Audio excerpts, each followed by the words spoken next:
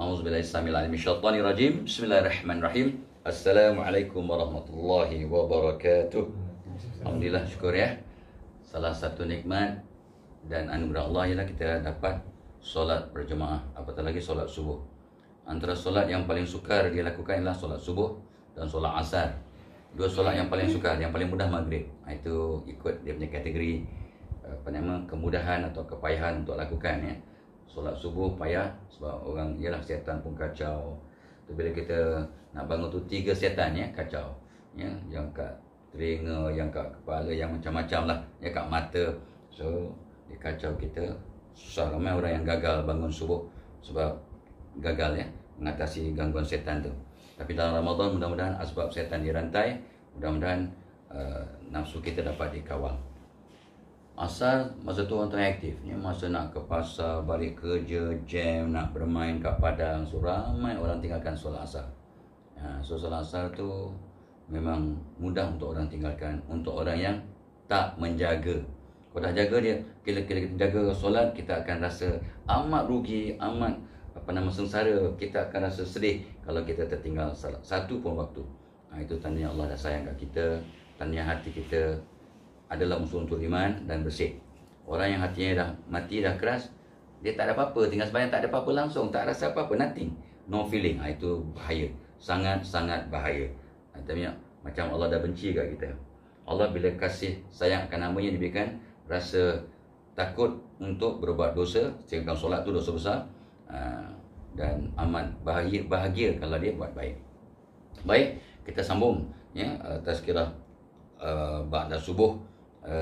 Di ini Ramadan yang ke-6 ya. Ramadan ke-6, masya-Allah, kejap ya. Kejap sangat dah hari ke-6. Rasa baru semalam kita belum Ramadan. So kita membicarakan bagaimana nak mencari bahagia waya Ramadan, mencari bahagia melalui Ramadan ya, dengan asbab Ramadan. Sebab sahabat-sahabat akan berpesta ibadah ya. Bila datang Ramadan, dan sahabat-sahabat Nabi SAW akan menangis bila dekat-dekat nak ujung aja Ramadan, mereka menangis. Kalau kita tahu fadilat Ramadan, maka kita akan berharap Ramadan itu sepanjang tahun. Nabi bersabda ya. Baik. So kita pergi ke yang 21. Malam tadi pada maghrib kita dah bincang tentang yang ke-20 tu, fokus kepada yang negatif ya. So kita sambung yang ke-21. Kenapa kita tak bahagia? Sebab Nabi bersabda, kamu akan ikut siapa kawan-kawan kamu. Kita berkawan dengan orang-orang yang redha, bersyukur dan bahagia, kita pun mudah bahagia. Kita kalau berkawan dengan orang yang selalu negatif, selalu sengsara, yang jumpa kawan bimbi ceritakan yang malang dia, nasib dia, sakit dia, bencana dia, maka kita akan jadi sengsara. Maksudnya kawan-kawan yang negatif dan sengsara, yang rasa negatif dan sengsara, mereka akan menyebabkan kita juga rasa sengsara dan tak dapat bahagia ya. Sebab kawan-kawan amat besar pengaruhnya kepada diri kita secara sedar atau tak sedar ya. So sebabnya bila itulah diulang cerita malam tadi, bila orang tanya kenapa Nabi Ayub begitu tenang, begitu bahagia walaupun dia sakit sampai berulat kat kepalanya, tapi dia kata Allah yang memberikan aku sakit, Allah yang akan menyembuhkan, dan aku telah bertahun-tahun, berpuluh-puluh tahun aku sihat dalam keadaan yang sangat hebat. Sekarang ni Allah uji sikit je, aku tak boleh komplain. Kalau orang macam ni jadi kawan-kawan kita, maka masya-Allah ya. Dan sebut kemarin juga kita sebut salah satu kriteria yang terpenting untuk mencari nak buat rumah, lokasi di mana, tengok siapa jiran-jiran kita. Jiran-jiran yang baik adalah satu aset yang sangat besar. Sebab bila kita berkawan dengan orang baik-baik, Allah pandang kita sebagai baik. Bila kita berkawan dengan orang baik-baik, berjiran dengan orang baik, Allah pandang kita sebagai orang baik. Kita belum baik lagi, tak buat baik pun, tapi sebab kita berkawan dengan orang-orang baik, Masya Allah ya, kamu dinilai berdasarkan pada siapa kawan-kawan kamu. Masya Allah ya.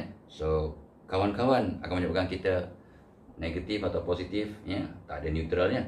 So carilah kawan-kawan yang positif, yang sentiasa nampak muka kawan, kita nampak yang baik, nampak yang positif, nampak kehebatan, nampak kesyukuran. Itu kawan yang baik. Kawan yang baik adalah bila kita nampakkan dia, kita ingat akan Allah. Makin rapat dengan Allah, makin rapat kepada kebaikan. Makin benci pada mungkar. Itu kawan yang baik. Nampak kawan ni, nampak ni kawan aku ni, yang ni disco ni kawan, ni kawan yang contohnya ini kawan-kawan yang pada dasarnya negatif, ya. Sebab apabila kita bahagia berdasarkan pada benda-benda hedonistik, benda-benda tempelan, benda-benda luaran, ya, benda-benda kebendaan, maka ianya tidak kekal, ya. Sebab segala benda yang menyebabkan kita bahagia untuk sementara itu macam ialah skin deep, ya. Dia yang dalamnya kena berteraskan agama.